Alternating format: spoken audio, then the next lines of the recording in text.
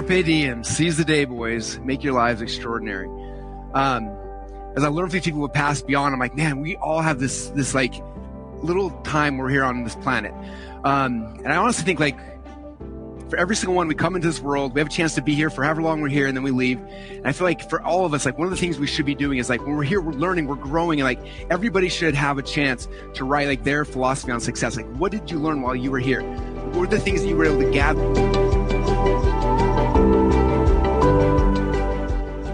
Welcome to the Miracle Plant Podcast, the show that inspires, promotes, and gives you a daily dose of inspiration from the people who have used cannabis to change their lives in extraordinary ways. Here's your host, Justin Benton.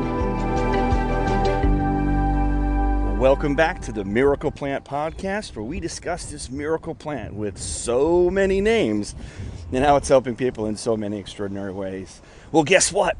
It was FHL Week, Funnel Hacking Live, Russell Brunson's huge production that he puts on once a year.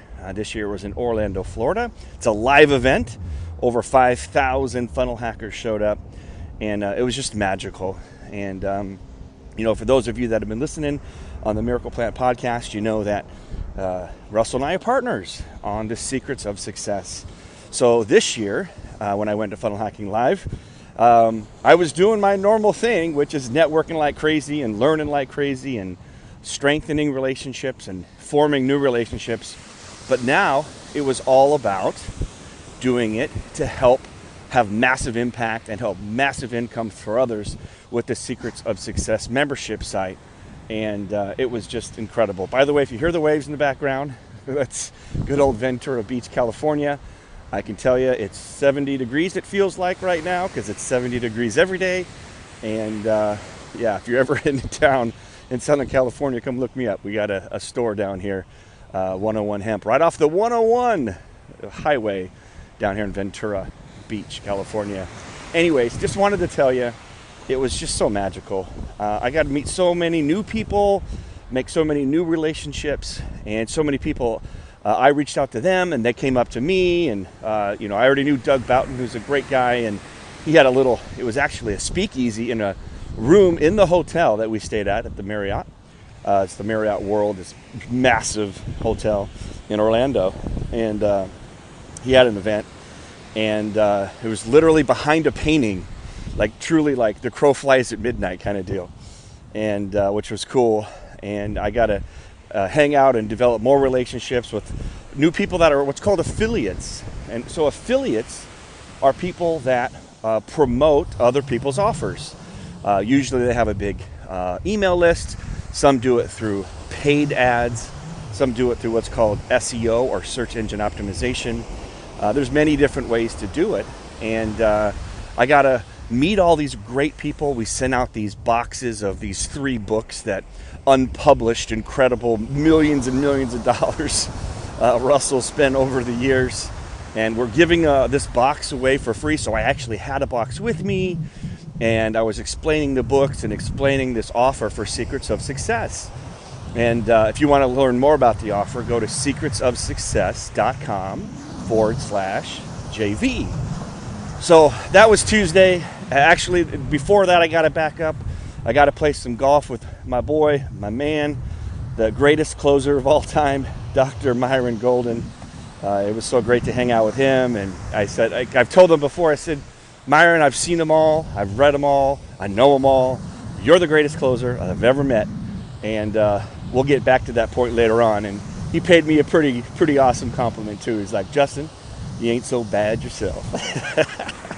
Anyways, we played some golf with him and Richmond Ding, and Jeff Manson joined us, and a few others from the inner circle as well, and played on that nice little golf course out there, Hawks Landing in Orlando, that was connected to the hotel. And then so I raced up to Doug's for the VIP speakers speakeasy thing, met with a bunch of people, and then we had a really cool fun dinner to hang out with more inner circle folks, which is the mastermind with Russell Brunson. And then we went to Harry Potter's world in Universal Studio.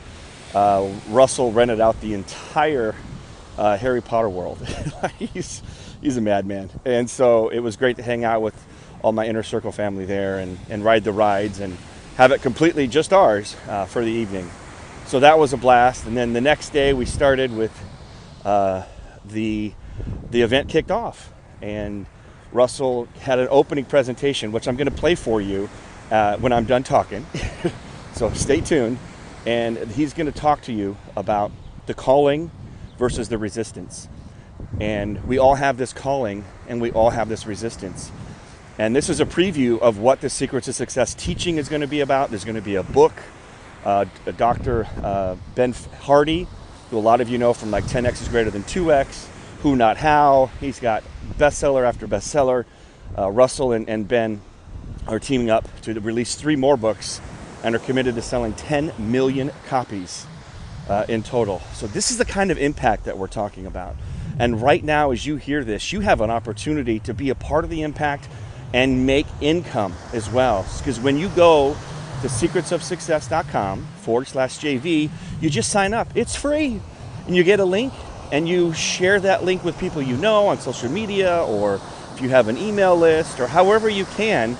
And when they sign up and we start to offer these incredible books and membership sites and all these incredible things that Russell spent millions upon millions of dollars on, when they sign up, and they actually sign up for free as well, and then we send them those incredible books, and then they get a 30-day free trial to Secrets of Success membership site, where there's literally millions and millions of dollars worth of books for free for 30 days. And if they love it and they learn all the insights and the teachings and the deep dives and the community and everything that goes along with it, then they can stay for just $97 a month to have access to millions and millions and millions of dollars to help you take control of your mindset.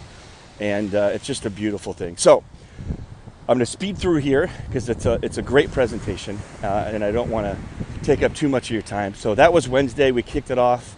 Russell talked about the journey of how we put Secrets of Success together, and then he does his teaching. And so it's just so amazing. I just want you to listen because I've never met anyone, I don't know anyone either, that has spent as much time and has read as many books or as many courses and is so committed to finding the truth, like combing through everything and then presenting it in a manner that a 3rd grader could understand. And in fact, I've got a 2nd grader and a 5th grader, and they could understand these mindset principles. And that's what Secrets of Success is all about.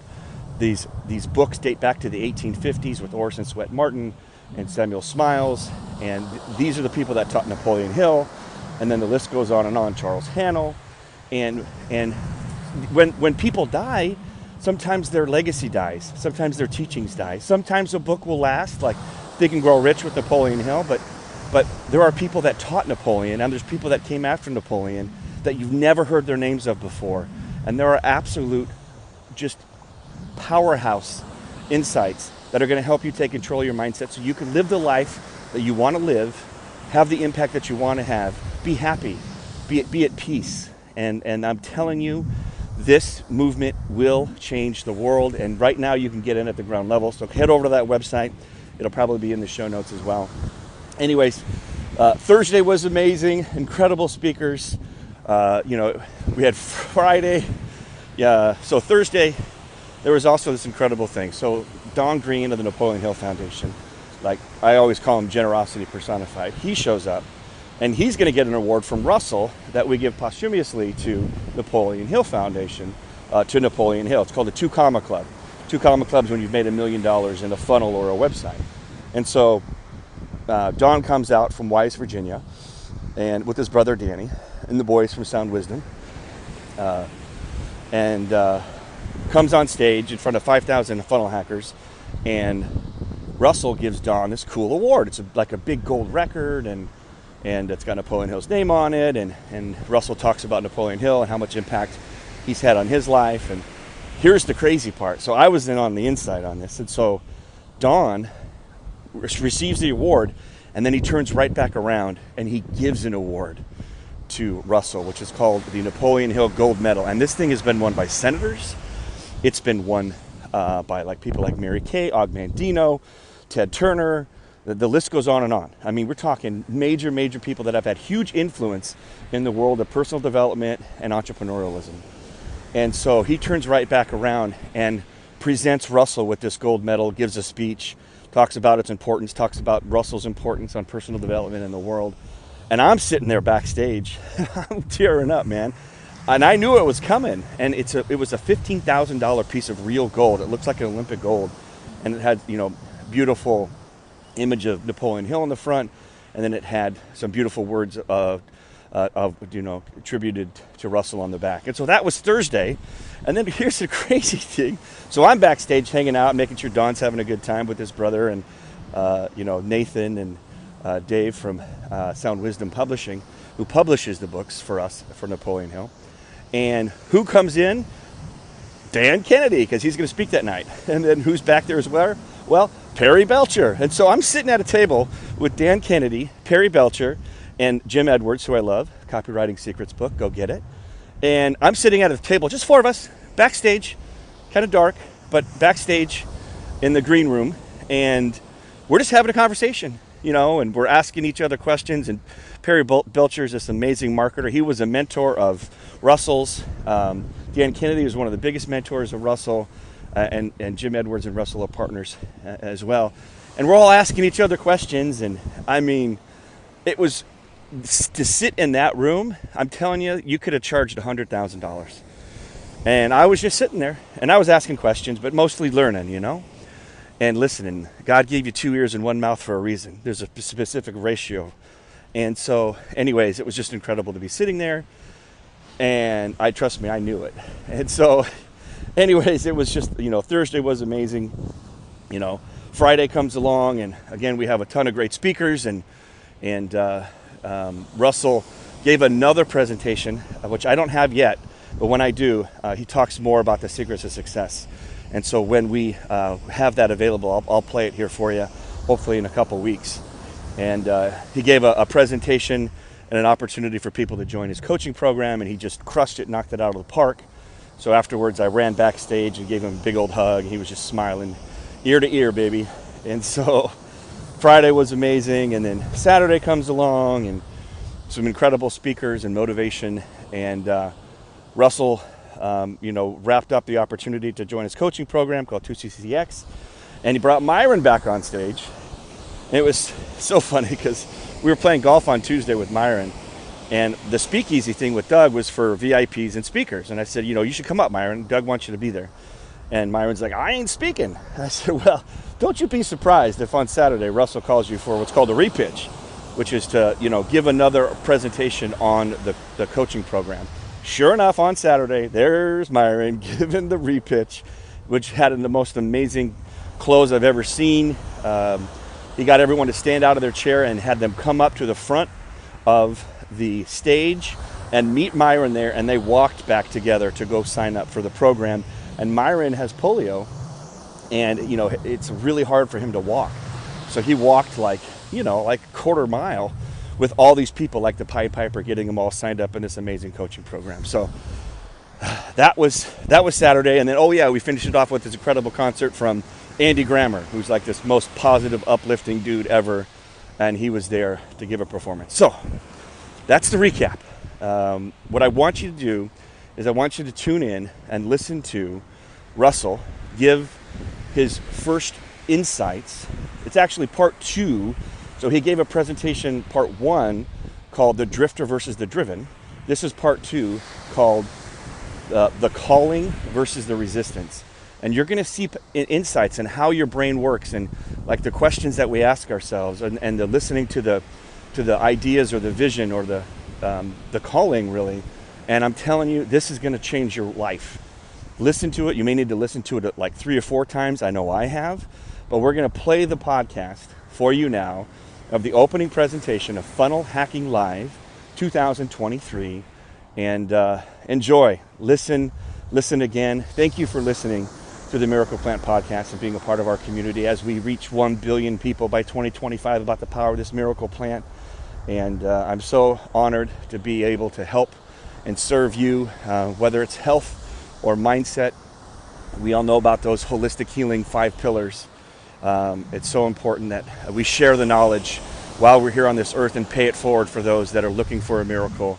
And if you're looking for the answers to living the life that you were called to live, then tune in right now, sit back, Listen to this with Russell Brunson. All right.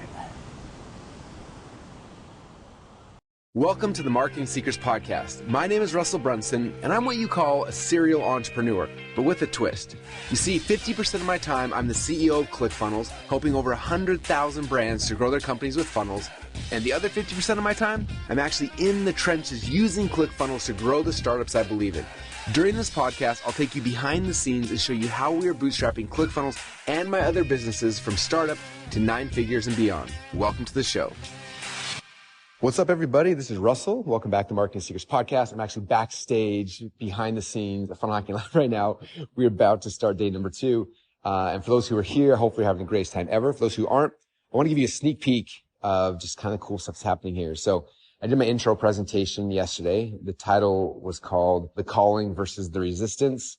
And I'm not going to give you the whole thing, partially because the first half I'm really proud of. The second half, I got to tweak and clean up some stuff before I officially do that presentation again. And so, anyway, I'm going to play a big section of it for you guys to kind of hear some of the backstory and start talking about some stuff. And I hope you enjoy it.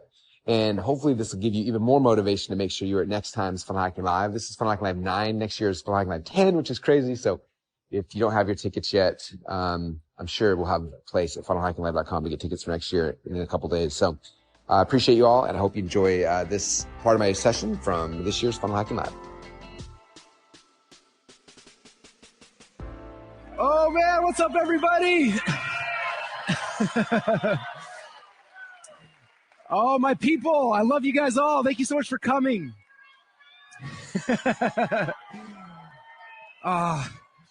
I cannot tell you how excited, how anxious, how nervous, how all the things I am right now. Standing behind this before the wall goes up. You guys have no idea. Half of me is like, I want to run away and go hide and like hide under a rock. And the other half is like so excited for everything that's about to happen. And anyway, I love you too. We have so much fun stuff planned for you guys over the next 4 days. So many amazing guests, so many of your peers, funnel hackers. A lot of them were in the audience a year ago listening to stuff who now are going to be on stage sharing with you exactly what they've done to have success. We have so many cool people coming, and just I can't even wait to have you guys all experience this.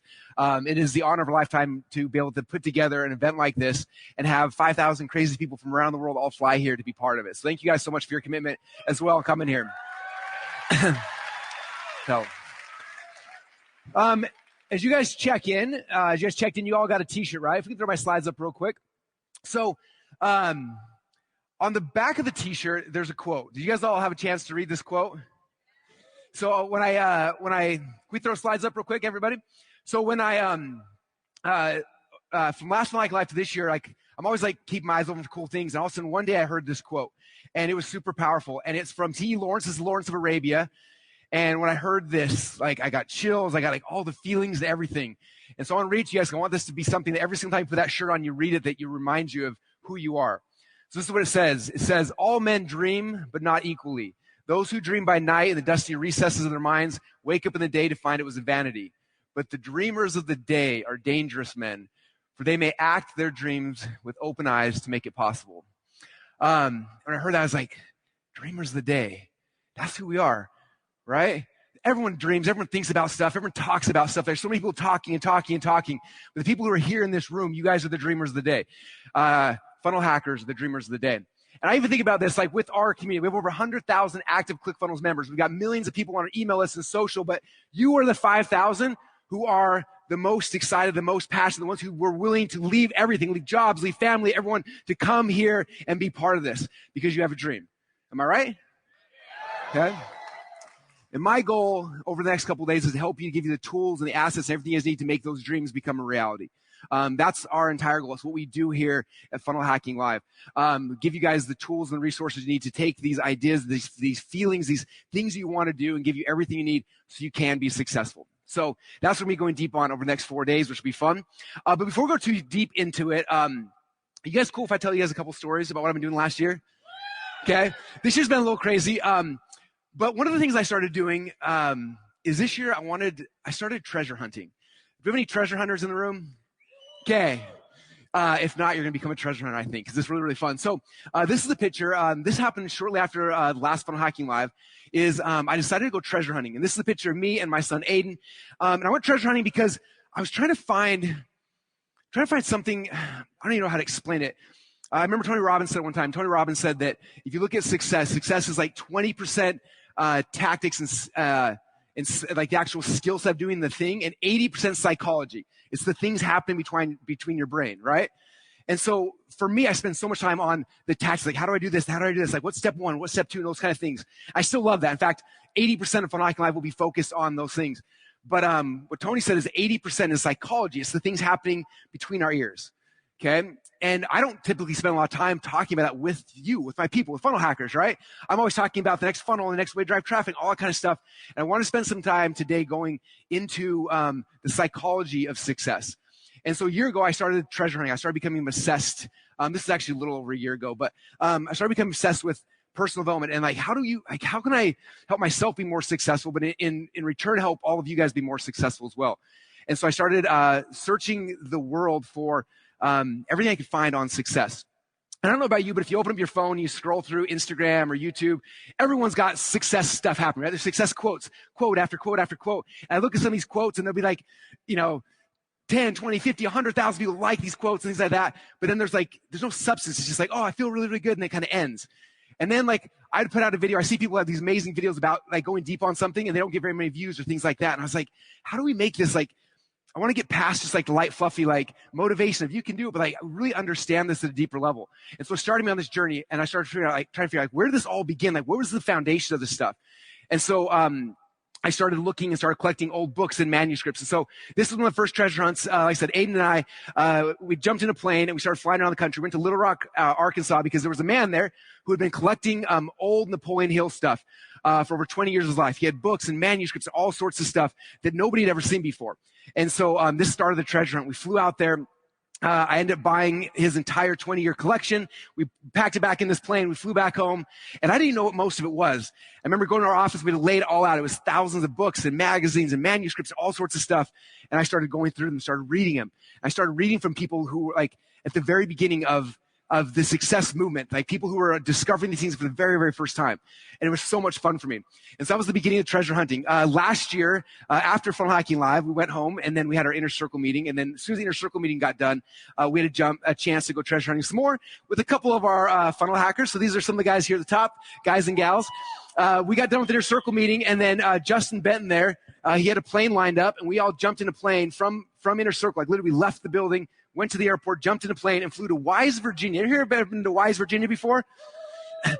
Me and Justin, the only ones. Wise, Virginia is where Napoleon Hill grew up. I was becoming obsessed with what he was talking about, what he was writing. I was like, I want to learn more about it. And so we went to the town where Napoleon Hill grew up. And this is actually where Don Green, who's the head of the Napoleon Hill Foundation, where he lives. And he had a chance to come out there and actually see the Napoleon Hill Foundation, see the archives, see all the stuff that he had. Literally had a chance to go through and like see the original manuscript for Outwitting the Devil. We saw the original manuscript from another book called Outwitting the Beast. Any of you guys read Outwitting the Beast yet? Oh, nobody has. It's an unpublished manuscript. We found all these amazing things. And Don let us look at them and read them and start looking at them. And over the last couple months, he's been sending me these things.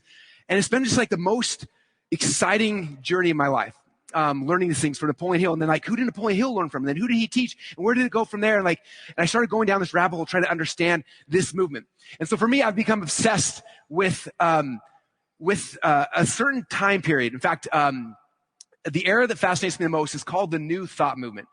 And this actually started about 1850 and has gone on until today. Most guys probably didn't even know about it. I didn't even know about it until I started diving deep into history. But about 1850 is when this movement started. And what's interesting is prior to 1850, people didn't think about the fact that you can think and change your life. You can think and grow rich. You can think and change your situation, right? 1850 is when this movement began, okay? And the New Thought movement, you see here, the focus was on the fact that our thoughts and our beliefs could directly influence our life's outcomes. Prior to that, for thousands of years of history, that wasn't something people talked about, thought about, even understood. People had different things they were doing, but no one ever thought like, hey, if I think, I can change my life. And they start getting deeper into like thinking, like, well, what am I thinking about? Where do these thoughts come from? Right? And so back then they all started happening. And there's a whole bunch of really cool people that kind of popped up during this time. In fact, I'll show you some of my favorite authors. Oh, actually, I'm going to go back. So it's interesting because I think there's a lot of people who've studied other eras of time. Like, for example, there's the Stoic era, right? From about 300 BC to 200 AD. This was the Stoic era. And this era focused a lot on like personal virtues and self-control. How many guys are a little obsessed with Stoicism? Yeah, it's amazing, right? Ryan Holiday has taken this era and he's made it popular, made it huge again, right? Made it exciting. Everything he's done through his work. Another era is like the Renaissance, right? From 1300 to 1600, they focus on creativity and exchange of ideas. Another era was the Enlightenment from 1600 to 1700. They focus on critical thinking and reasoning, okay? But the New Thought movement started about 1850. I can think, I can change my life, right? And so a lot of people know about the Stoic philosophers. People have heard of some of these people, like on the left-hand side, there's Seneca, there's Epictetus, there's Marcus Aurelius. On the right-hand side is Ryan Holiday, who I think is the modern-day Stoic. This is actually a painting I had commissioned for my library I'm building, and I put Ryan there. That's actually a picture of Ryan from Funnel Hacking Live on stage. I don't think he's actually seen this yet, but he is one of my favorite Stoic philosophers. But a lot of people have heard of the Stoic philosophers, but very few people have heard of any of the New Thought philosophers, which is a tragedy because these guys and gals are brilliant. Some of my favorite people in the world. They become my friends. As I've read their works and listened to the things they put out, and it's personally changed my life. And I want to bring some of these people and these thoughts and ideas to you guys today and honestly over the next couple of years because I'm so excited. And so the New Thought movement started in 1850 with this guy right here named Samuel Smiles. Samuel lived in the UK, and he was the very first person ever to write a book on personal development. And the book was called Self-Help. Isn't that a creative title? But if it was the very first one, it made a lot of sense. So he wrote this book called Self-Help, and people were reading it, and it was like, oh my gosh, you can think and change your life. That wasn't something in our vocabulary. It wasn't something people thought about. So he wrote that book, 1850s. 40, 50 years later, one of his books got here to America, and it was in an attic. And there was this young kid named Orson Sweet Martin who was minding his business in the attic. He finds this book called Self-Help. He's like, what is this book? He starts reading the book, and he freaks out. He's like, wait a minute, I can think and change my life? This is amazing, right? So Orson Sweet Martin reads this book, and then he goes, and he's like, I want to do this. I want to help people in here in America to change their life, just like Samuel Smiles was doing over the UK. And so Orson Sweet Martin starts writing his very first book. And he starts writing a book, and he's putting his entire life, so it's almost a decade writing this book, right? Page after page. And he ends up getting a manuscript that's, I think it was 1,000 to 1,500 page manuscript he had written. And this is going to be his first book teaching philosophy of success here in America. He has this book, and he owned some hotels at the time. He left the manuscript in the hotel, and guess what happened? Hotel burned to the ground. This manuscript he spent a decade on was gone. And he literally is in the ashes looking at the hotel burning down. He's like, my life's work is gone. What do I do? And part of him probably wanted to go hide. But instead, guess what he did? He walked back to the store, bought a pad of paper, and started again. And he wrote the very first book here in America called Pushing to the Front, which is the very first personal development book here in America. Shortly thereafter, Orson Sweet Martin started a little magazine you may have heard of called Success Magazine. And he was the one that brought the success philosophy, the New Thought movement here to America. And Success Magazine is still around today. I almost bought it a couple of years ago, but I didn't because of a whole bad business deal. But someday I will own that magazine just because Orson Sweet Martin is the man. But there's more these amazing philosophers that no one ever talks about. How many of you guys knew who Orson Sweet Martin was before today? Nobody. You think the owner of Success Magazine would let people know about this guy because he is insane. He wrote 40 books on personal development after that one. This guy's one of the greatest thought leaders I've ever met. Napoleon Hill came from this lineage. I love Napoleon Hill. We're going to talk more about him today. Also, Robert Collier. How many of you guys know who Robert Collier is? The marketers in the room know because he wrote a book called the Robert Collier Letter Book, one of the greatest books on copywriting ever written. But what most people don't know is he wrote 30 books on personal development that were even better than that. Okay, one of the greatest New Thought philosophers ever. Then Elsie Lincoln Benedict. Anyone heard of her? She is literally one of my favorite people on the planet. In 1919, she spoke to over 3 million people around the world. Okay? Now, this was rare. In 1919, there weren't women speakers, women authors, but she was out there on the forefront speaking and she's one of the most brilliant minds I've ever heard. And it goes on. Earl Nightingale, Elizabeth Towne, Charles Handel, P.T. Barnum, Elbert Hubbard, W. Clement Stone, Maxwell Maltz. These are the people I've been studying who I'm obsessed with. And so I'm going to try to bring some of these ideas, these principles from these guys to you guys today that we can use to help get our psychology correct so that the rest of the days we're giving you guys all the tactics and the techniques, all the stuff we need to be successful. You guys will be able to have more success with. Does that sound fun? Okay. As I've been studying all these people, I don't know, I'm such a nerd. So I have a separate office with my books that I go to, and I can just look at them and smell them and stuff because the old ones smell so cool. It's kind of weird. But it's there's something special about it too. So I go there, and as I'm reading these books, one of the thoughts I have a lot is whenever I'm here is I think about this clip from from a really cool movie that some of you guys have heard. Not my favorite movie, but this is one of my favorite clips. How many of you guys have seen the movie Dead Poet Society? Okay, the movie's great, but there's this one clip that literally changed my life. And every time I'm reading these books and learning from these people who have passed on, this clip rings in my head over and over and over again. So it's like a 2-minute video. I'm going to show you guys really quick. And if you watch nothing else in the movie, just watch this piece because it's really powerful. Does that sound good? All right, here we go. Thank you, Mr. Pitts. Gather ye rosebuds while ye may. The Latin term for that sentiment is carpe diem. Now, who knows what that means? Carpe diem. That's seize the day. Very good, Mr. Meeks. Meeks. Another unusual name. Seize the day. Gather ye rosebuds while ye may.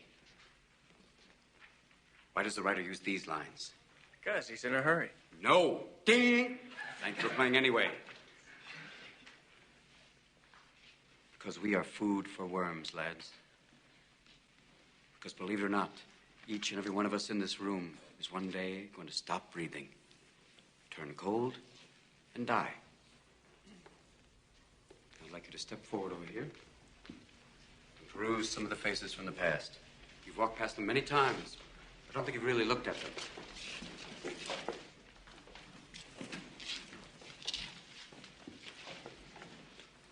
They're not that different from you, are they? Same haircuts, full of hormones, just like you. Invincible, just like you feel. The world is their oyster. They believe they're destined for great things, just like many of you. Their eyes are full of hope, just like you. Did they wait until it was too late to make from their lives even one iota of what they were capable? Because you see, gentlemen, these boys are now fertilizing daffodils. If you listen real close, you can hear them whisper their legacy to you. Go on, lean in.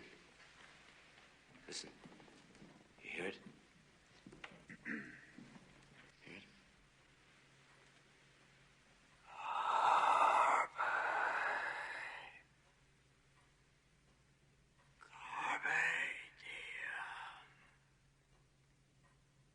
Seize the day, boys. Make your lives extraordinary.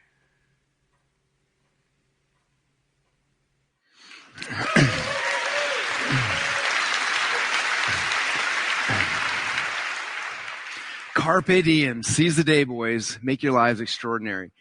As I learn from these people who have passed beyond, I'm like, man, we all have this like little time we're here on this planet. And I honestly think like for every single one, we come into this world, we have a chance to be here for however long we're here, and then we leave. And I feel like for all of us, like one of the things we should be doing is like when we're here, we're learning, we're growing, and like everybody should have a chance to write like their philosophy on success. Like, what did you learn while you were here? Like, what were the things that you were able to gather to help make you more successful? So someday I'm going to start a whole movement to get all you guys to write your own success philosophy. But for me, as I've been studying these people, I've been studying each of their success philosophy, what they were doing, why they believed it. And from there, trying to develop my own to help me to get to higher levels, try to get to the next phase and evolution of my life. So with that said, I'm going to jump into my formal presentation, which I'm excited for. Last year, the intro presentation, I gave a presentation called The Drifters versus the Driven. You guys, who here had a chance to be here for that presentation? Okay. If you missed it, I actually just recently, I think 2 or 3 days ago, we put that episode on the podcast. So if you listen to the Marketing Secrets podcast, you go back, you listen to that one. It was all about the drifter versus the driven. And this is going to be basically part 2 of that presentation. I wanted to take it a little bit deeper. And so the title of this presentation today is The Calling versus the Resistance. And that's where we're going to go. So you guys excited for that? All right, so am I. So the first thing we'll talk about is the actual calling. What is the calling, right? You guys heard me talk about this before, like the call to adventure. You guys have been called. I tell you all the time, like everyone who's in this room has been called to serve a certain group of people, right? We have this calling. And I've had people ask me in the past, like, what do you mean, Russell? Like you say you heard a call, you have a calling, like did you hear something? Did somebody tell you something? Like, how does that work, right? How many of you guys ever wondered that? Like, do I have a, like, is this even a real thing? What's Russell talking about? Is this like woo-woo weird stuff, or is it an actual thing? Okay? I strongly believe that every single one of you who are in this room have been called of God to do something amazing, right? You came to this planet, you were given like the gifts, the talents, and he's like, look, you're here today, now you got to go and do something with the gifts I've given you. And so there is a literal calling. But a lot of times it's not like what you think it's going to be. I think when I first got started in this, I heard people talk about like, oh, you're going to feel like this call to do something. I thought it was going to be like a phone call. Like, hey, Russell, your job is to go and you're going to gather a bunch of funnel nerds together and start a movement called Funnel Hacking Live, and you're going to have all these people, you're going to help them and serve them, right? It wasn't that ever. There was no phone calls. There's no nothing.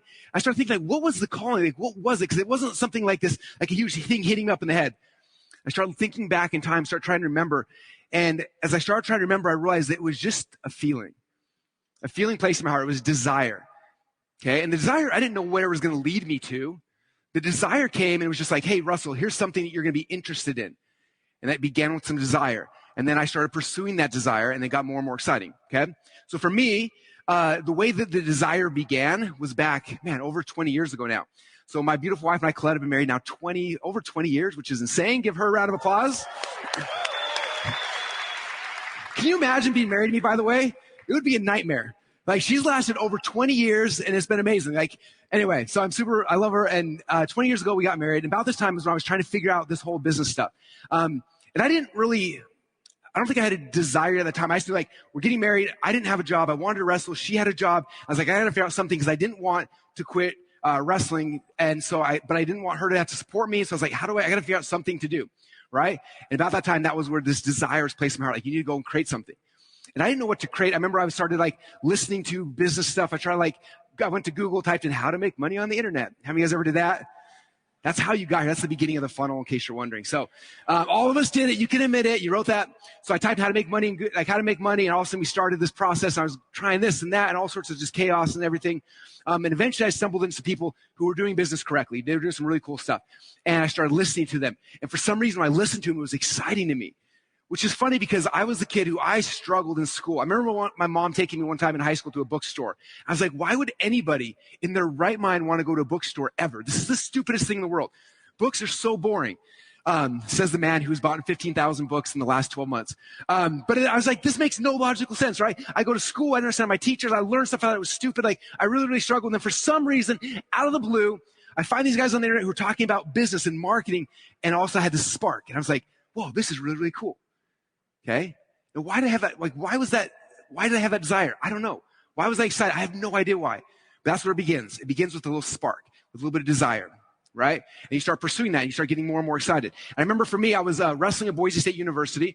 And I remember sitting, we would go on these road trips. So we'd have like 20 wrestlers jammed in a van. We're all like on top of each other, on top of our bags, because Boise State was too cheap to get multiple vans. So we're everyone's on top of each other. We're cutting weight. So we haven't eaten in like 3 or 4 days, like all sorts of stuff. And we have these like 12-hour van rides to Oregon or to Arizona to go and wrestle, right?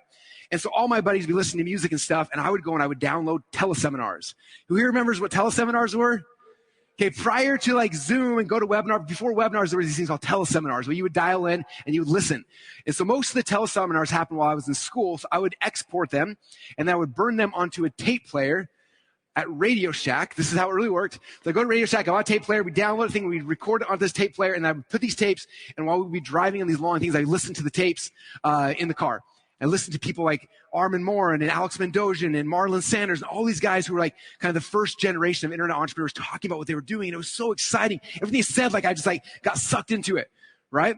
And that calling kept coming. I'm like, why am I so excited about this? I can't stop thinking about it. All I want to do is just learn about this and learn about it and learn about it. But I had no ideas. I had no business. I had no product. I had nothing, right? And all of a sudden, one day I get this idea. Like, what if you created a product?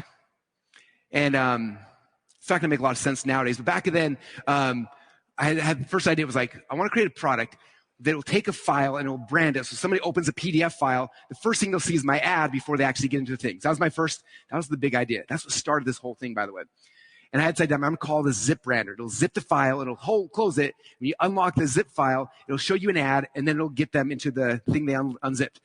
And so that was the very first idea I had, zip brander, right? And so I go and I like buy the domain name. I try to put it all together. I tried to hire these programmers. whole long story short, eventually I found somebody who would build this product for me. I paid this guy named Cyprian in Romania $120 to build this, and it became my very first product. I had something to actually sell. Now, all these things I was listening to, I could apply it to something. Like, I have something I can actually do marketing with. And so I have this product. Now what do? So they talked about writing a sales letter. So I learned about that. So I go and I start writing a sales letter. And then I needed to drive traffic and all the different pieces. And I just became obsessed with applying all this knowledge to this thing, right? And started me down this process, getting closer and closer and closer, right? And I look at that now and I'm like, that was probably the dumbest idea, maybe ever. I think total, I probably sold 20 copies of Zip Brand. Do we have any Zip Brander customers in the audience? There's usually one. Okay. But I was like, that was my first big idea, right? And I tried everything, but it gave me something to apply to. And that was this calling happening. You need to create something, right? And I want to tell you how callings work. What happens is God gives you an idea. He's not going to give you hey, Russell, you should go build ClickFunnels, right? He gives me, I'm like, I don't know how to do that. And if I would have tried it, would have got crushed under the weight of it, right? He's like, I'm going to give you a little idea. This is a dumb idea. But here's this idea. It's called Zip Brander. He places the thought in your head, and you're like, oh, Zip Brander, this is a good idea. And he's going to watch. He's like, what's he going to do with that? Is he going to be a good steward of that idea? Is he going to do something with it or not? So he gives me an idea, and I go and try something. And if I do, he's like, oh my gosh, Russell actually took that idea and did something with it. I'm going to give him a better idea. Can't give him a worse idea. We're giving him a better idea, right? Next idea. So then for me, the next one is this little software product called Forum Fortunes. I was in these forums answering messages. I was like, I create software to do this. And God gave me a little bit better idea. And so I went and found a programmer, made this thing called Forum Fortunes. Any Forum Fortune customers out there? Probably not. And I sold that, and that one sold more stuff. And I was like, oh. And God's like, oh my gosh, if I give Russell something, he does something with it. Here's another idea. He gave me the next one, and the next one. And I remember one day he gave me this idea for potato guns. I'm like, what? Potato guns? It makes no logical sense. But I was like, all right, so we made a product selling potato guns. You guys have heard that story before, right? And I sold a couple copies of that thing, but it wasn't this huge thing, but it's just I sold some potato guns. Why was that a big deal? Why was that important? I don't know. At the time, looking back 20 years ago, it's oh, Russell, you need to make this potato gun product, not because it's going to make you a bunch of money, but you need a story that's relatable so that in the future, if you keep doing what I'm asking you to do, you'll be prepared and you have something to tell people, something to give them hope, give them understanding, give them belief, right? Have these little ideas, these little things. Every time we do something, it gets a little bit bigger, right? And it's the first thing to understand, that's how the calling happens. It's not just Russell, here's ClickFunnels. It's a little idea. And then, are you going to be a good steward of that or not? If you are, okay, here's another idea. Here's another idea. And eventually what happens is you get better at what you're doing. You get better at what you're doing. Your capacity increases. You can handle it till eventually it's okay, now Russell may build ClickFunnels. It's oh, I don't know how. Well, here's Todd. Oh, what's up, Todd? Todd, build ClickFunnels. He builds it, and now we've got this thing, right? But it all works in a process like that, okay? It was interesting. I was doing research for this presentation. I found a really interesting story about Michael Jackson. Do you know that Michael Jackson and Prince hated each other? They were competitors back and forth. And so there was this story where Michael Jackson was doing this big, huge concert. They already spent $24 million. He was trying to, he was trying to make it better and better and better. And he goes to his manager. He wakes up one morning, at 3 o'clock in the morning, and his manager's name's Kenny. and this is what the story says. It says, God channels this through me at night. I can't sleep because I'm so supercharged. And then Kenny's like, well, Michael, we can't do that idea. We've got to finish this thing. Can't God take a vacation? Without missing a beat, Michael said, you don't understand it. If I'm not there to receive these ideas, God might give them to Prince. Okay? I think that's how this whole thing works. How many of you guys have ever seen something oh, I had an idea for that? Crap. I know when we were building ClickFunnels, there were 5 or 6 other people who I knew who were actively building the exact same thing. It wasn't unique. It was okay, well, here, we need some fun of building software. And everyone's trying to sprint this thing, right? Well, who is the one who's going to finish it? Who's the one who gets it to the finish line? Who's the one who's going to make it to the end? Okay? And so that's what the calling looks like. Okay? It's these little ideas. It's you saying, look, whatever you want me to do, I'm going to do it. And if you do it, and then he gives you something else. And it starts growing and starts growing. That's what the calling is. Okay? And if you do that, what will happen is in a year from now, 5 years from now, 10 years, 20 years from now, you look back and look at where I am. Right? I look back at 21-year-old Russell who's sitting on a bus in the back of a car listening to tapes about how to make money on the internet. Right? I look at that. And it's how did that lead me to here? Right? But it was the first step and the second step and the third step. Okay? So that's what calling looks like. And most people I've talked to, it's been very, very similar. It's not just this big light bulb moment. It's these little things where you're going to take something and move with it. Okay? So here's a picture of you. And here's the calling. Okay? It's like a voice. It points you in a direction. Right? The goal The goal of this calling is to make you driven. My presentation last year was all about being driven, being someone who isn't just sitting there in silence, but who's driven to move forward, to change things, to move things, right? And so that's the path. So the voice here, I'm going to call the voice the calling. It moves you towards some kind of goal. So this is a picture of a mountain. There's a goal. Okay. So then the opposite side of that, so we have the calling, and then we have the other side. And there's a lot of different names for what you call it, the adversary, you call it Satan, you can call it whatever you want. But recently I was reading a book by Steve Pressfield called The Art of War. The War of Art. Okay. In The War of Art, if you guys haven't read it, it's pretty fast to read, it's amazing. But in the book, he calls this the resistance. And when I read that, I was like, oh, that's what it is. That's the feeling of what it is. It's the resistance. It's the enemy. It's the thing that's holding you back. Right? The resistance is all the things as you are trying to be driven, as you're trying to move forward towards something, the resistance is all the stuff that's keeping you from doing that. So I read the book, and this is probably a month ago. And as I was preparing for Funnel Hacking Live, I had this idea. I was like, what if I start documenting every time I feel the resistance? Okay? Every time I'm like supposed to be doing something, but I feel the opposite. Like, don't do that, Russell. And so I got my phone out, I started recording myself. And what was interesting is I realized I felt that resistance so often, over and over and over again. So let me explain what resistance is for those who don't quite understand it. How many guys, like in the morning you wake up, you're laying in bed, and you know you're supposed to get up and go work out, and you're like, oh, I don't want to. And you turn the alarm off. That's resistance. How many guys are like, oh, I got to write a blog post, or I got to record a podcast or something. You're about to do it, right? And you're like, oh, I don't want to. I'm tired. Oh, I'm going to go check my email real quick. Oh, I'm going to do this. I'm going to like, that's resistance. It's coming from inside. It's your brain trying to get you to do anything except for the thing you're actually supposed to be doing. Okay? Resistance hits us all the time in every single situation. Probably, even today, for example, I think I probably hit it 12 or 13 times before I came on stage. In fact, right before that thing went up, the resistance is like, get out of here, Russell. You are not ready for this. There are so many people out there who are going to make fun of you. What if you trip? Like, you're wearing a jacket. You don't even like jackets. Like, you feel like all the thing, like freaking out, right? It's a beautiful jacket, though. My son told me I look like Star-Lord today, so I'm still pretty pumped about that. If you can address me as Star-Lord for the next couple, anyway. Okay, so the resistance is that feeling. How many of you guys have felt resistance before in your life?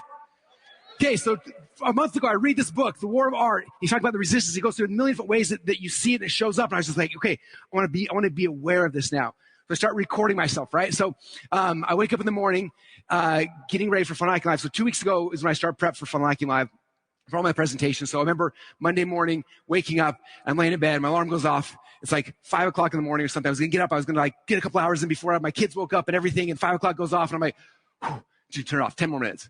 Goes off again. 10 more minutes. 10 more minutes and I'm asleep. Then I wake up and I'm like, dang it. Okay, 6 o'clock. I could still get up if I needed to, but like if I don't get enough sleep, though, I'm going to be hard for me to actually like function during the day. So if I get 1 more hour of sleep, I get more done during the day. And like, okay, I'm going to go ahead and go back to sleep for another hour, right? Resistance is fighting me. I finally get up. I'm like, okay, I'm going to go and I get everything ready to drive my son to school, drop him off, go to the office, about to get out. I'm like, okay, now I'm going to finally get to work. And also I'm like, I'm going to check my email real quick. Pull my phone out. I'm going to check social. I'm going to check Facebook. On Instagram. I wonder if anyone messaged me on Slack. And also I'm doing this and this and this and this. Also I'm like, crap, resistance got me again. Put my phone down. And then I go to the next thing and the next thing. And I'm realizing this thing is hitting me every 15 seconds. Boom, boom, boom, boom, boom. I was like, how do I get anything done? How do any of us get anything done, right? And so the resistance is the opposite. We have the calling, the thing that's driving us, and the resistance is the other side over here. Okay? I'm going to make this guy look a little evil. This is the resistance, right? And the goal of the resistance is to get you guys to slide off the track, to get into what Napoleon Hill called hypnotic rhythm, to get in this thing where you're stuck into this spot and you're not moving forward, okay? It's interesting, like, I'm curious how many of you guys feel this. Like, there's like, hypnotic rhythm in my mind is like this feeling where you're stuck, right? You're stuck in a rut. Have you guys ever felt this before? You're stuck in a rut. Right? This is what drifters go to. They're stuck in this thing where they just can't seem to get out. And they're just drifting and drifting. Versus the driven are all about moving forward. Okay? And there's times I like, we want to move forward, But then the resistance is always pulling us back, trying to get us to drift. Like, no, I got to move forward, and we're drifting. We're like this constant battle back and forth. If you think about this, the majority of people, especially outside this room, the majority of people live their life in resistance. They're living in this life where it's just like this circular thing. Okay? I don't know about you, but I look at those people and it makes me so sad. I'm like, do you know what you're capable of? Like, do you know what you're like? If you would put your mind towards something, you could change so many people's lives. It's frustrating. In fact, when we were in Kenya, Eileen asked me, she's like, why are you so passionate about this kind of stuff? I was like, I think the reason why is because I see people, I can see the potential. Like I know what one human being is able to do. If they're able to get their message out, they can change an army of people. And so when I see somebody who's got so much potential, so much they could be doing and they're not, it drives me nuts. It's really hard for me. And so, where's I going on this? Sorry. And so hypnotic rhythm is like this feeling like this, right? And this is where most people spend their life. And we're always trying to get out of these ruts and start moving forward, to be one of the driven. Okay. And so that's kind of where resistance hits us. And so I want to give these names because I want as a community for us to be able to talk about these things. Like I have this calling, I have something I'm working towards. I have a vision what I'm trying to create. And then the resistance is the thing that I'm fighting against. And so we have that battle back and forth. It's the key. Okay. Now, one of the interesting things about the calling that a lot of you guys have probably noticed is that we don't, like sometimes we'll see like way over here, like you'll see the end goal, like, oh, that's where I want to get to. I'm trying to get to that thing over there, right? But like all the way from here to there is all foggy. Kind of like when they opened the wall here, all the fog came out. It's really, really foggy, right? Like I don't know how to get from here to here. And so our job is to like take steps forward in faith. You take a step forward, and then like the fog clears a little bit. You're like, oh, I see where to go. Okay, I'm nervous, I'm scared, I'm taking another step forward in faith, boom, and then fog clears and you keep going forward, right? And so faith is such a big part. It's taking these steps of faith towards the goal, towards the calling is driving you towards. Okay, so calling and resistance. Now, one thing I want to point out that I think is really interesting, that has helped me so much in my life, ever since I read this in a book a couple of years ago, and it was powerful. How many of you guys struggle because you have a lot of voices happening inside your head? Come on, you guys. I know it's true. How many of you guys have more than one voice in your head? Okay. And you're like, is that me? Did I think that? Is this somebody else? Like, what's happening? Okay. And I had in the book that I read, they explained it was so powerful. They said there's basically 3 voices inside your head. Okay. The first voice is actually your brain. And what this voice does, this voice asks questions. Okay. It asks a lot of questions like, should I do this or should I do that? Should I do this? Should I do that? Right? That's actually your brain. Okay, your brain is the thing that's asking questions back and forth. That's how our brain functions. Like, should I go this way? Should I not? Should I sign up for the program? Should I not? Should I go to school? Should I like our brain's always asking questions. Okay, that's how you know it's coming from you. The second voice, so that's the first voice, is you.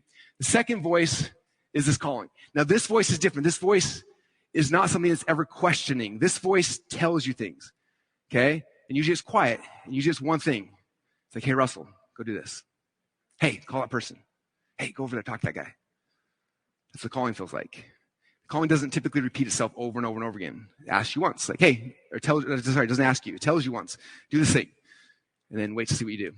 Oh, he's a good steward of this idea. I'll give him another one. Do this. Try this. We have to learn how to be in tune with that. Okay? But it's hard because the resistance is the third voice. Okay? The resistance is annoying. The resistance is loud. Okay? Typically, it speaks in absolutes. You guys remember Star Wars when they're like, only Sith steal in absolutes, okay? It's weird how Star Wars fits almost every situation. Anyway, okay, the resistance speaks in absolutes. This one says, hey, Russell, you're not ready. Hey, you're not worthy. Hey, you look funny. Hey, you talk too fast. Hey, no one's going to pay attention to you. They're going to mock you on social media. Blah, blah, blah. Thing after thing after thing after thing, okay? And it's not quiet. It's loud, and it berates you over and over and over again, right? So these are the 3 voices we have in our head. And like, we start understanding like that's what's happening. You say, look, this voice of resistance is coming and it's talking and it's not nice. It's direct. It's absolute. You are not good, Russell. You're not good enough. You're not ready. You're not worthy. No one's going to love you. Like that's what's coming from here. And when I'm aware that that's not me thinking that's coming from external things, it gave me freedom. I realized that this is not me. This is something I've got to be listening for. And when I hear it, I got to move forward. Right? And then the questions are your mind.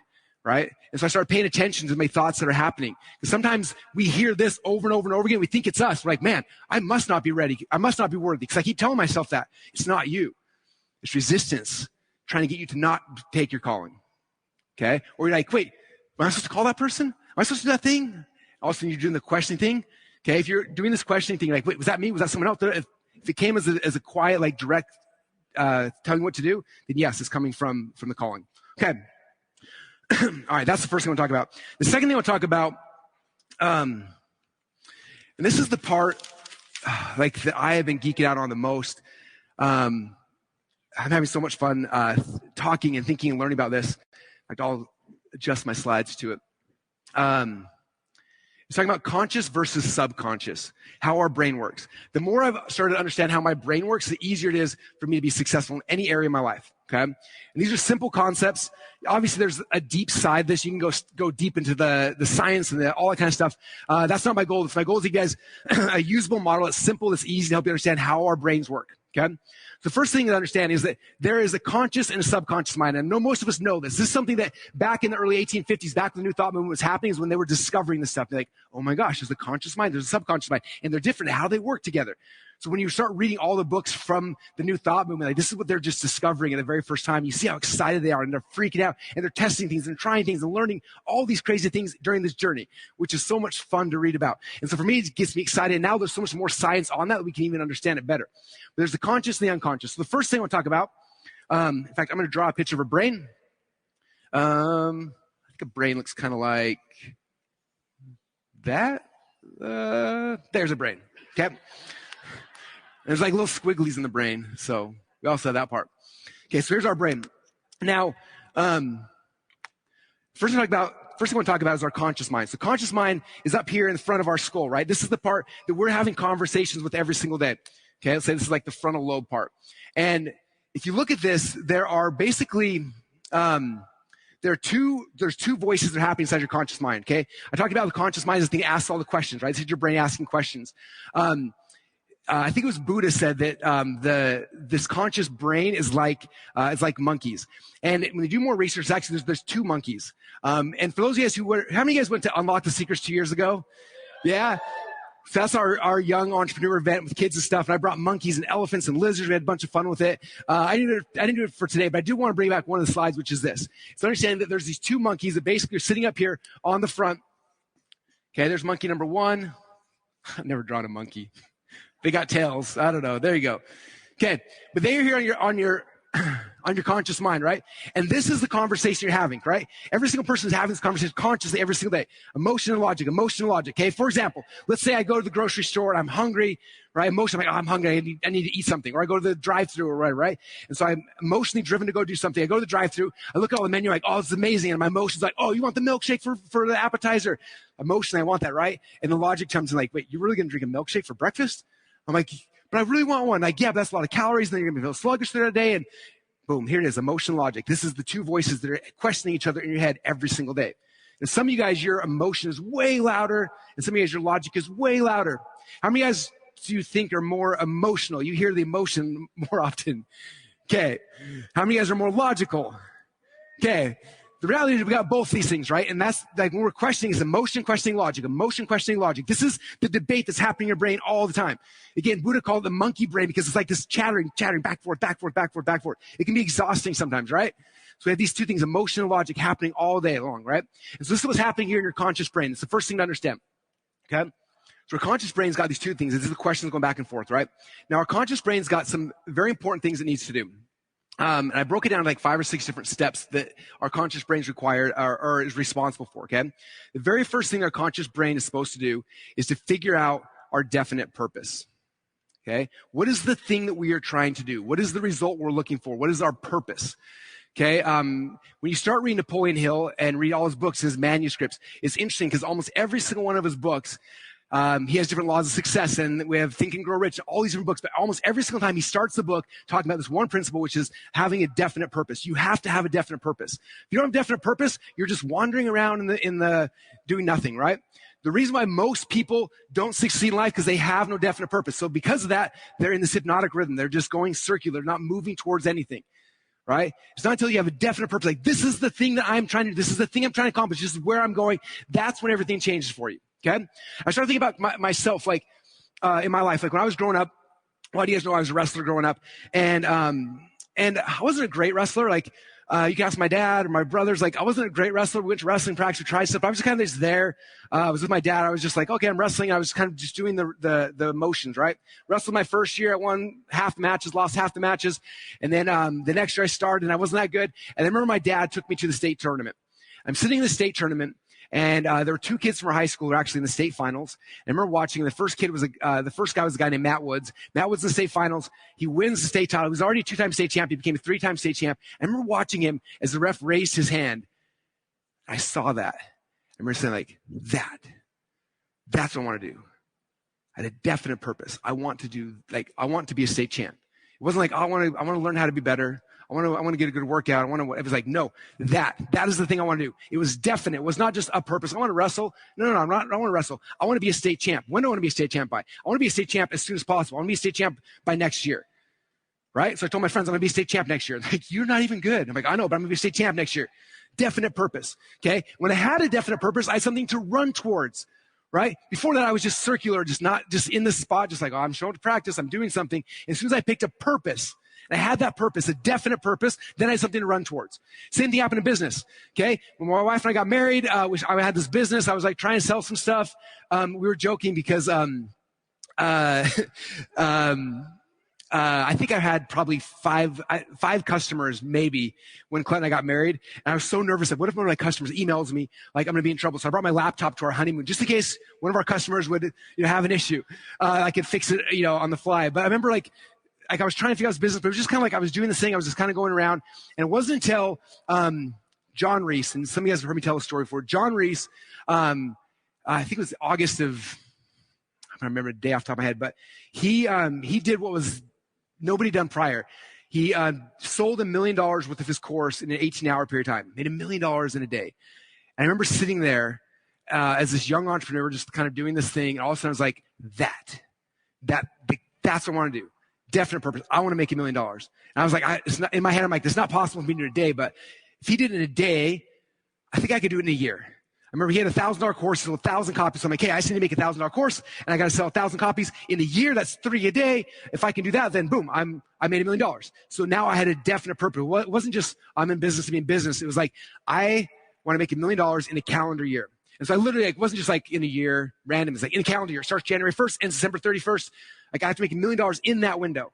But it was a definite purpose. Now you may be like, oh, Russell, that seems really, really easy. But back then you have to understand, I'd maybe made like $15,000 total, like 5 years in business prior to that. All of a sudden I'm like, oh, I'm going to make $1 million in a calendar year. Okay. But what happened? It took me out of this like rut of drifting and resistance and just like, oh, I'm just here doing the thing, to getting out of that and saying, this is where I'm going, driven, definite purpose. So I picked a definite purpose and I started running towards that. Okay. And it started in January 1st, went through the whole year. At the end of the year, did not make $1 million, but man, I got close. It's like $700,000. I'm like, okay, December 31st, it starts over again. Start the next year, set a goal, calendar year, got really, really close that year. I think I got the 800,000 or something like that, missed it again. I'm like, dang it. Next year, started the goal, boom. And by, I think, October 17th was the day that I broke $1 million. Okay. Thank you. 3 years prior, I was making 1 or 2 sales every other month, right? Because I was just drifting to like, boom, definite purpose. So the first step is our conscious mind is to figure out what is the definite purpose. What is the thing that I am trying to do? Okay. I remember, 12 years ago going to ClickBank. I remember walking to ClickBank. They had these big, huge offices and everything. They had employees, they had staff, they had this wall with clocks on the wall for every time zone they had customers in. I remember sitting there like, that. You have to understand, 12 years ago, I didn't have a business. I had a couple offers. I had a couple of funnels that were out there. That was it. But I didn't have a business. But I saw ClickBank. I was like, that. I want that. Okay, how do we build a business? Well, building business, we need more than just selling a product. And we started going through it and like, boom, 10 years later, ClickFunnels, right? So for you guys, like the first key is like, do you know what your definite purpose is? I think my next slide here is Napoleon Hill. So Napoleon Hill said there's one quality which one must possess to win, and that's definiteness of purpose, the knowledge of what one wants, and a burning desire to possess it. Okay?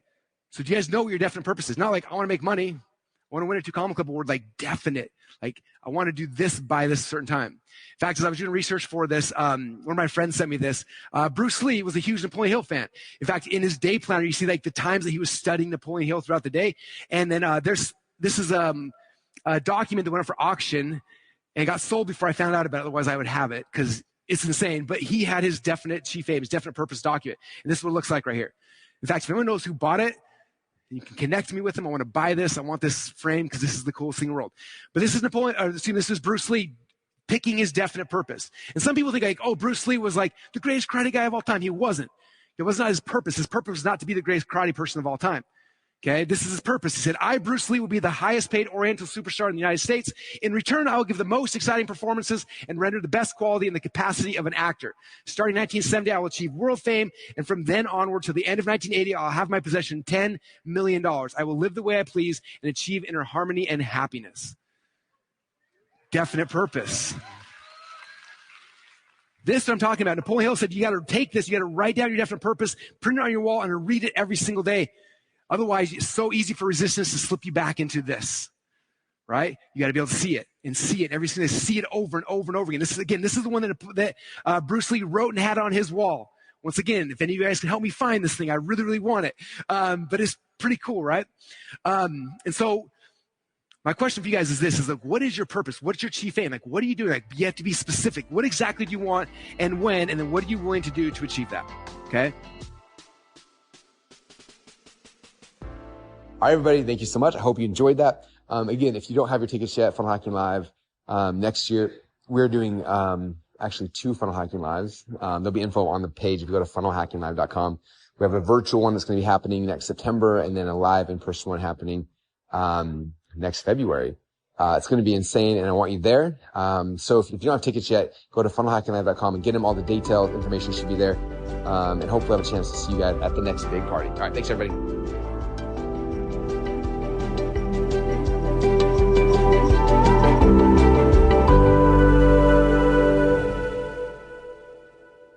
Thanks for listening to today's show. To check out more great cannabis podcasts, go to PodConx.com. Here's a preview of one of our other shows. Season 1 of Dope History is now available at dopehistory.com. Dope History weaves you through the lives of those who have been touched by cannabis or have had an influence on the events that shaped our laws or relationships with this plant. You'll hear tales from Frenchie Cannoli, Keith Strop, Eddie Lepp, Tom Alexander, Ed Rosenthal, Wolf Seagal, Jorge Cervantes, and Tommy Chong. Available now at dopehistory.com.